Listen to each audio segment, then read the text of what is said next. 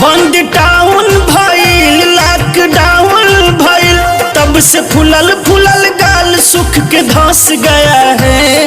भतार जाके दुबई में फंस गया है, भतार मेरा दुबई में फंस गया है। बिन खाए पिए पिया मोर हिलस गया है, बिन खाए पिए पिया मोर हिलस गया है।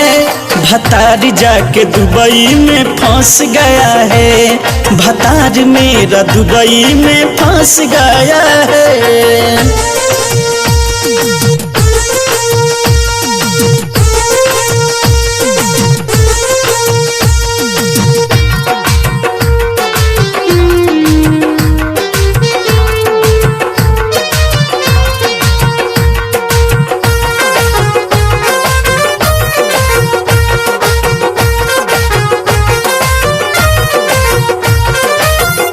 कुछ समझ में न आता है, सोच दिल घबराता है।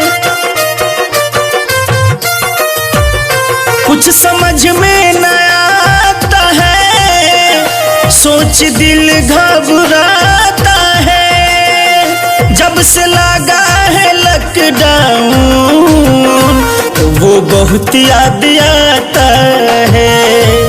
ना मैं सोती हूँ यादों में रोती हूँ, ना मैं सोती हूँ यादों में रोती हूँ। वीडियो कॉल पर देख मन तरस गया है, भतार जाके दुबई में फंस गया है। भतार मेरा दुबई में फंस गया है।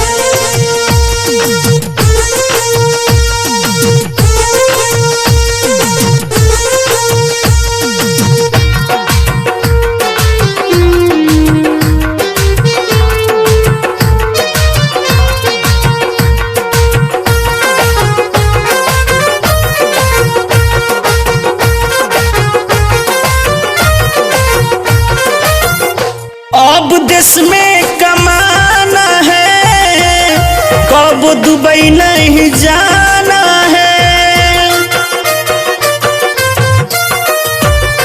अब देश में कमाना है, कब दुबई नहीं जाना है। नौकरी घर में कराऊंगी, अपने देश को बचाना है। मन में ठाना है कहीं न जाना है, मन में ठाना है कहीं न जाना है। अनिली है यार मान दिल में बस गया है, भतार जाके दुबई में फंस गया है। भतार मेरा दुबई में फंस गया है।